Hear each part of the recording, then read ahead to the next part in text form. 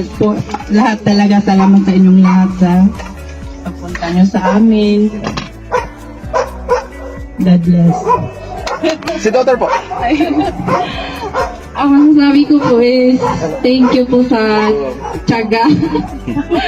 At salamat din po na naiintindihan niya lahat ng mga sinasabi ko po.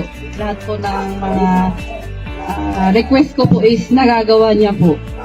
Kahit po, ano tawag doon, hindi sa tamang oras po nasasagot niya po yung mga tanong ko, yung mga nire-request ko po is nagagawa niya ng maayos.